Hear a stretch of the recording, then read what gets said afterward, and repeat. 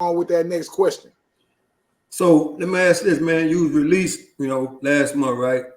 When you found out you was gonna be released, man, and we all do certain things different, but how did you prepare yourself mentally, knowing that they've given you a date and it was gonna be time for you to be set free?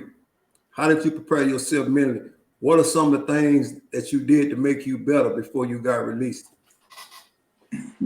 Man, to be honest with you, I was reading a whole bunch of self-help books, man. Spiritual books, books are based on emotional intelligence, social intelligence, man. Trying to, prepare myself, man, for the things that I'm gonna face, man. That's all. Every time you saw me, I had a book in my hand. Every day, all day, I was reading, studying.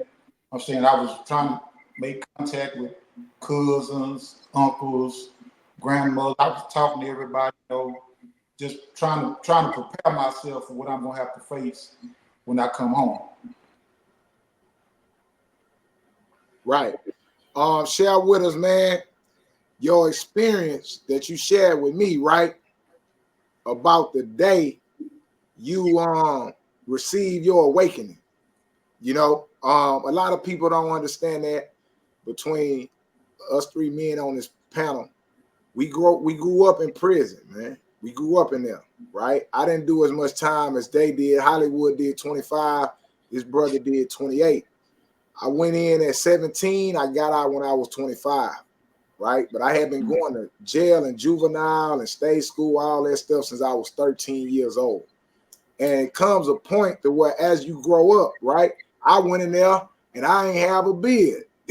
All of a sudden, I started growing hair and shit, right? While I'm in here. But also we go through physical changes. And for most of us, we go through mental changes. And when our mental catch up to our situation and we even realize we in prison, man, it took me 6 years to realize that I was even in prison. That's how much of a fall my mind was accustomed to being in institutions.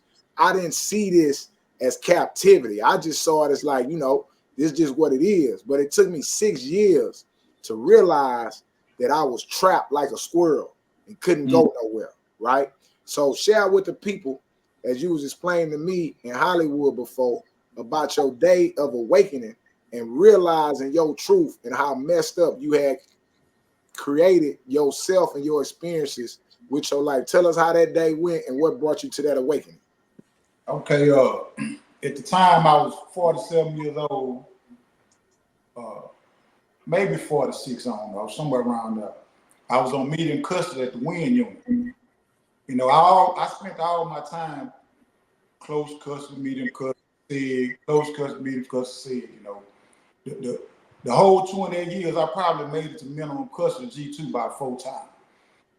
So anyway, I'm on medium custody, and like I said, I never had a problem with the women. So they had this. At the time, I was having the experience of being pursued by younger women. I'll just say that. Like women from 25 to 30 was just, I guess I don't know what they saw in me, but I don't know. But they had this young female officer. She was about 25, nice looking, most of the young guys was after her, chasing her, but she was chasing me. And I was trying to, I didn't want to have nothing to do with her because to me, she was childish and immature. So one day she was talking to me, she was working the block. She like, what is wrong with you? I like, you too old to back and how you at, you on medium, back and forth from medium custody, you doing this, you doing that, blah, blah, blah. So I'm like, well, what difference do it make you? What the fuck you worried about? So she like, cause I like you. I said, my preference is older men. I said, man, listen, man, leave me the fuck alone. You don't want this. You ain't here. I don't know. She knows she was fine. I'm like, man, I don't want nothing to do with you. So right. She was, who? I said, you too childish, immature. Who you call out? She going off, But when I went to my cell that night, I was sitting there just chilling, man, you know, and the words that she said came to me, you know, you too old to be doing the things you doing. You too old to be acting how you acting, you know. And I just started crying, man. You know, you know, it's everybody, you know, I don't think there's too many dudes that's being the biggest. I think I'm one of the biggest fools that ever walked the earth. So I'm a whole nother level of fool. So when her words hit me, man, you know, and that was kind of like started the awakening. But the other thing that pushed it, and this gonna sound crazy, but it just is what it was. I was sitting in the day room like the next day, and I was watching this John Wick movie. You know what I'm saying? You know, and this dude had killed in the movie. What's that John Wick movie? What's that guy name? Keanu Reeves. Yeah. He had killed a major figure in the movie, and it was a worldwide like manhunt after this dude. So he went before this guy they called the elder. This is like the only person that could take this hit off his life. So he bowed down, prostrated himself before the elder, and the elder asked him, he said, my son, how have you become so lost? And he said, I'm not lost. I know exactly where I'm at. I'm in the desert, here of life. He said, you so lost, you don't even perceive that I'm not speaking of your location. I'm speaking of your soul. And man, I don't know what it was, but them words hit me so hard, man. And I it's like I realized how lost I was, man. And I could just imagine to myself how many times my mother has asked herself that, you know, how has my son become so lost, man? You know, and I just wanted to call my mama so bad, man. I got up, I went to the phone, jumped on it, and she answered the phone. She's like, hey, son.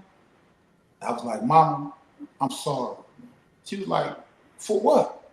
I was like, for being a fool, for being a clown, for being an embarrassment, for being a disappointment. I said, Mama, I now see myself for the clown that I really am. And I'm sorry, man. I'm coming home. I just broke down crying, man. Two guys behind me was fighting over the phone, man. And I was so emotional, man, and was so in another zone. I missed the fight, didn't hear it, didn't see it. I was just talking to my mama crying, man, you know. And she told me, she said, son, you know, I never gave up on you, you know. I knew you was gonna snap out of it one day, man. Now come on home, man. Your family needs you, you know. And that was the beginning of my awakening.